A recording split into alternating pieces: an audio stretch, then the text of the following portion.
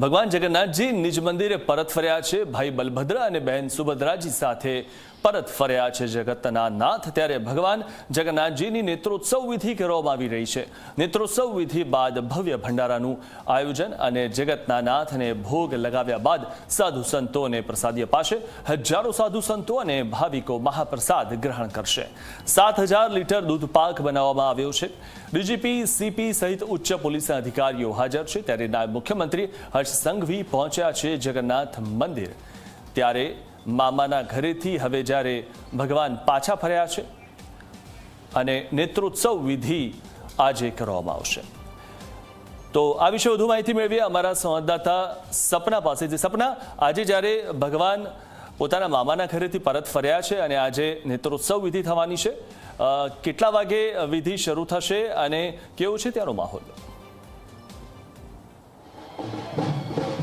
બિલકુલ મિથુન, 15 દિવસ બાદ ભગવાન મોસાળથી પરત ફર્યા છે અને અત્યારે મંદિર પરિસરમાં ભગવાન બિરાજમાન કરવા માટે, રત્નવેદી ઉપર બિરાજમાન કરવા માટે જે નેત્રોત્સવ વિધિ છે તે શરૂ થઈ ચૂકી છે।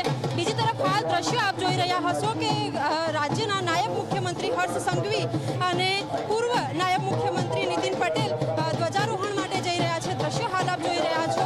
વર્ષમાં એક જ વાર જે નિજ મંદિર છે એમાં ધ્વજારોહણ કરવામાં આવતું હોય છે, એટલે એ જે વિધિ છે અત્યારે એના દ્રશ્યો હાલ આપ જોઈ રહ્યા છો કે માથે મૂકીને જે ધ્વજા છે એ રાજ્યના નાયબ મુખ્યમંત્રી અત્યારે લઈ જઈ રહ્યા છે। મહત્વની વાત એ છે કે 15 દિવસ મોસાળમાં લાડકોડ વહોર્યા બાદ ભગવાનના નેત્રોત્સવની વિધિ કરવામાં આવતી હોય છે।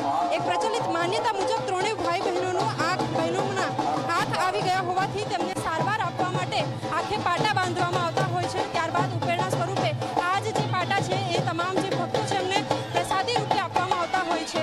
અને હાલ જે દ્રશ્યો આપ જોઈ રહ્યા છો કે ત્યારબાદ જે નેત્રોત્સવ વિધિ હોય છે એ દરમિયાન જે મંદિર છે એમાં ધ્વજારોહણની જે રીત છે એ પણ ખૂબ પ્રચલિત છે અને એના જ દ્રશ્યો અત્યારે હાલ આપ જોઈ રહ્યા છો કે મંદિરના જે મહંત હોય કે પછી ટ્રસ્ટી અને સાથે જ જે નાયબ મુખ્યમંત્રી છે તેઓ તમામ જે નેતાઓ, તમામ જે ધારાસભ્યો છે તેમની સાથે તેઓ ધ્વજારોહણ માટે જઈ રહ્યા છે, જેના દ્રશ્યો અત્યારે હાલ આપ જોઈ રહ્યા છો। જી મિથુન। જી, જે રીતે હાલમાં જે આ વિધિ થોડી જ વારમાં શરૂ થશે અને હજારો ભક્તો દર્શન કરવા માટે આવશે, કારણ કે ભગવાન આટલા બધા દિવસ સુધી મામાના ઘરે હતા અને મંદિરમાં ભગવાન નહોતા, ત્યારે લોકો તેમના મામાના ઘરે પણ તેમને દર્શન કરવા માટે જઈ રહ્યા હતા। ત્યારે હાલમાં જે ભક્તો છે તેઓનો ઉત્સાહ કેવો જોવા મળી રહ્યો છે? બિલકુલ।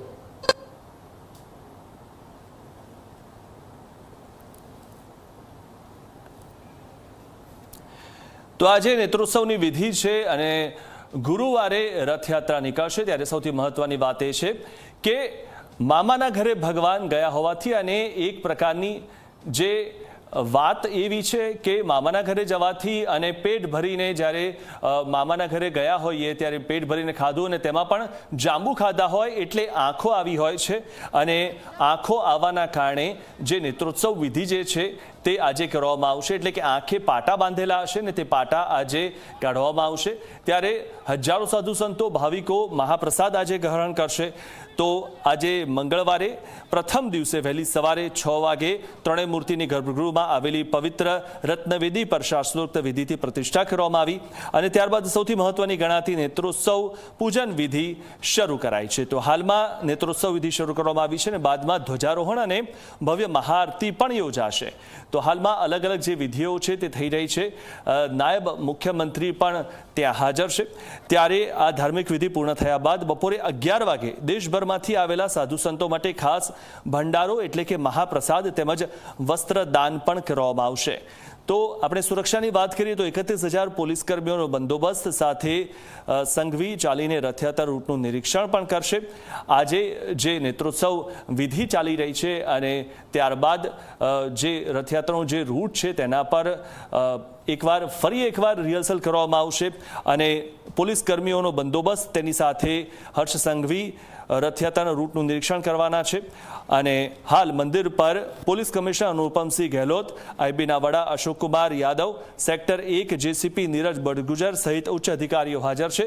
તો હાલમાં હર્ષ સંઘવી પણ હાજર છે મંદિરમાં અને તેઓ ધ્વજા લઈને આવ્યા છે। ત્યારે ધ્વજાનું પણ પૂજન કરવામાં આવી રહ્યું છે, કારણ કે આપણે આપણી જે શાસ્ત્રોક્ત વિધિઓ છે તેમાં ધ્વજાનું પણ ખાસ મહત્વ રહેલું હોય છે અને તેનું પણ પૂજન કરવામાં આવતું હોય છે.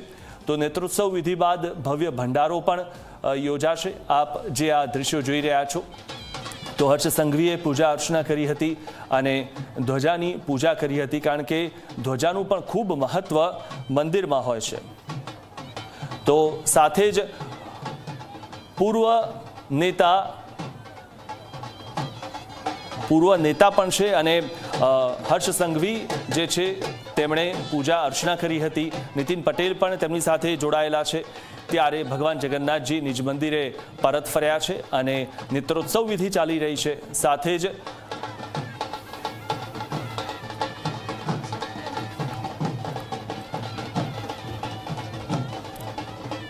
તો નીતિન પટેલ જે પૂર્વ ડેપ્યુટી સીએમ રહી ચૂક્યા છે તે પણ હાલમાં હર્ષ સંઘવીની સાથે છે.